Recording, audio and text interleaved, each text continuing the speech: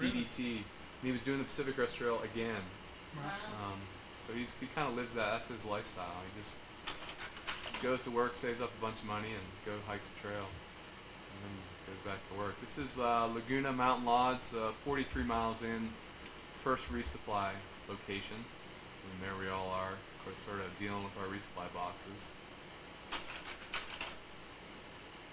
And this is just a picture of basically where I'm headed. If you see on the horizon there, out on the left, that's Mount San Gorgonio, I believe it's called. That horizontal white. Looks like a cloud. It's actually snow on the summit of a 11,000 foot mountain. And the mountain just to the right of that on the horizon is San Jacinto, and that's where I'll be in about 3 or 4 days. And so you can see the trail just kind of goes down to these valleys and then up mountains, so it just kind of undulates up and down through these chaparral mountains. It's just another picture out into the Anza Borrega Desert. Pretty barren down there. Luckily I wasn't walking through that. I was kind of a couple thousand feet above it. And there I am getting some water. One of the 3 times on the trail I used a filter was in this particular situation. The water was pretty brackish, so I filtered a couple quarts there. You had a pump filter? Yeah. Otherwise you weren't filtering your water down? Correct. That's just amazing. Yeah. That's more amazing to me than the raw foods, I gotta say. That rather than iodine or You chlorine? didn't use anything. Didn't use anything. Just drank the water. Drank the water. I figure people have been doing that for thousands of years. You know, it's like our bodies are set up to drink the water in the wilderness, and I don't know. The whole Giardia thing I think is really overblown, and you know, for whatever reason it worked. So. That's like for horses only on that side. Yeah. Well, I didn't drink this water. This would have been pushing it. Actually, it's funny because I met up with a fellow like about halfway through California, and we walked together for a couple hundred miles, and I just started telling him what I was doing. He got like really inspired, so he quit filtering his water, and he got like really confident that, you know, this whole filtering thing is bogus. So he gets to this one fish hatchery, and there's water coming out of the fish hatchery, and I'm like, come on, dude, that's pushing it. I'm like, it's fine to drink water, but you gotta like be careful. You gotta be selective. You gotta really be intelligent about what water you choose to drink. And he's like, forget it. He starts drinking this water. A couple days later, man, he was laid out. He had to get off the trail for like 10 days. He lost like 20 pounds or something. Poor guy. So it's like, you know, don't listen to me. I mean, that's just, for whatever reason, worked for me. Ignorance is bliss. Yeah. So. Isn't there long stretches though where there isn't water for 30, 40 miles? Yeah, and in the desert specifically, and also through Oregon. Actually, Oregon, there were sections that were just as dry as the desert. So I had to carry a lot of water. I mean, I was carrying up to 7 quarts, I think, was the most water I carried at one time. And I think about 9 quarts was the most water I drank in a day. But, you know, this is the kind of terrain, the first 700 miles of the trail. It's just this chaparral hills, and you see a lot of sunshine. And that little valley down there, about in the center of the slide, is where I'm headed. Really hot down there. It's called Scissors Crossing. It's a little picture of the desert terrain. You started May what? April 22nd. Can you start earlier then? Yeah, you can. Some people did, but the traditional start time is the last weekend in April. There's a big party at Lake Morena, which is 20 miles in, where all the people that are going to hike the trail, or a lot of them, go to that party and then start the next day. So a lot of people start together. If you start too early, you run into the snows. Yeah. You end up having to wait anyways. You're Yeah. just like, you know, okay. So I just started taking pictures of some cactus here because, you know, it was a desert, you know, so that's kind of what you do. You take pictures of cactus. So that's what I did. I thought they were kind of pretty. No, the desert was pretty much in bloom. There was a record moisture in the California desert this year, so all the cactus was in bloom. It was just amazing. You carried your filter the whole time? You use it I carried it for the first 700 miles, used it 3 times, and then when I got to Kennedy Meadows at the base of the Sierras, I mailed it ahead to Tuolumne Meadows because I didn't expect to use it in the Sierras at all. When I got to Tuolumne Meadows, it never arrived, so I just said, oh, the hell with it.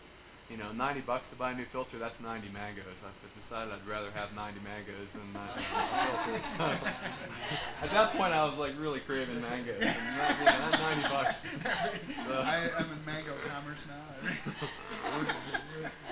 So yeah, this is Scissors Crossing. there, and it was super hot here, man. It was just like brutal.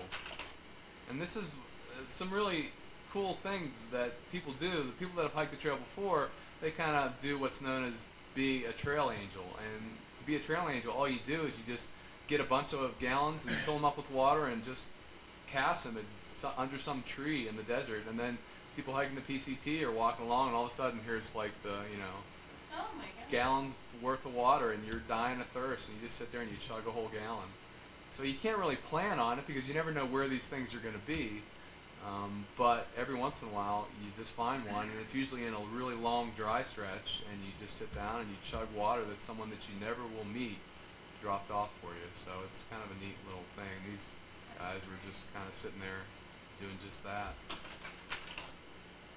This was the camp down at Scissors Crossing. These guys I've hung with for, once again, the first 700 miles. I kind of got separated from most people I was hiking with through the desert when I kind of got sick in the Sierras. I'll talk about that when we get there. But that's Coppertop on the left, Scalpel with his back turned. He's a U.S. Marine. So named because the second day on the trail, he was complaining about his heavy packs, and we just got tired of listening to him complain. We're like, okay, let's see, what do you got in there? So he starts unloading his pack, and man, he's got this first aid kit that's like 10 pounds. It's like, I don't know, my dad gave it to me. He starts breaking up. He pulls out this scalpel, and we just lost it. We're like, dude, what are you going to use the scalpel for? So, and then that's Fix It sitting down facing us, and Kamayakin on the right. And the only people, Coppertop's the only one of those four that finished the trail. What was your Unfortunately, Skywalker. Desert asparagus, I like to call it. Just, That's what it looks like. yeah, it's Yeah. just It's kind of really beautiful, those it's a things. century plant. There's a, Yeah, I think that's what it is. Century plant. It's a big barrel cactus. Apparently, if you have a really big knife, you can cut those things open. The consistency is just like pineapple, but it's not sweet. But if you're really thirsty and you have a big knife, you're psyched if you have a barrel cactus. Yeah, but if you're missing the knife, you're kind of out of luck. Yeah. There's really no way to get out the water otherwise. So. Just So walk.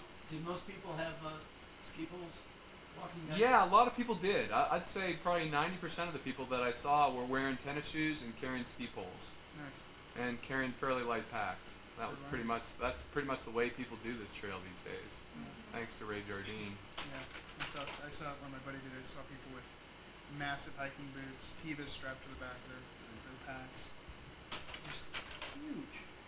This is what happens in the desert. This is G.I. Jane's foot, and the desert temperature is like 150 degrees on the surface, and so it just cooks your feet, and people just get nasty blisters in the desert. And then as soon as you get out of the desert, you never get a blister again. Until you get to Washington, and then it's so wet, you get like blisters. This is Fix It kind of give me the finger because I was giving him a lot of grief at that particular moment, and he took the opportunity to show his love for me. Is the trail real obvious? You don't look like you're on a trail right No, there. some sections it's not, and this section it wasn't. It was basically cross country, and you just took out your compass or, Probably guess. different. And I just was able to follow. I mean, there was faint tracks, and I just followed that. And, this is the second town that we rolled into, Warner Springs. 203. The diversity of this trail is so incredible. Palm trees, and then intense desert, and then rainforest in Washington. I mean, if you just remember this picture, when we get to the Washington pictures, it's like, my God, what a thing to hike. This is the hot springs. We got to Warner Springs. There's a hot springs resort there, and for some reason, they never let PCT hikers go in there. But this year, they decided, just when we were going through, to give this amazing deal. Like, people would pay $80 for a room, but if you're a PCT hiker, you paid $30 for a room. So 4 of us crammed in a room together and paid like $8 a piece and had access to the hot springs, and we were totally loving life. Business must have been pretty well. Yeah, I think that's kind of what it was, actually. So this is, just more pictures of the chaparral covered hillsides. If there wasn't a trail through these hills, there ain't no way you could walk through them. And it's getting closer to San Jacinto in the center and San Gorgonio on the left there that I'll be at in a couple Is that days. cactuses blowing? No, that's manzanita bush, flowering manzanita bush. That grows around Boulder as well. It's just like the red colored bark and very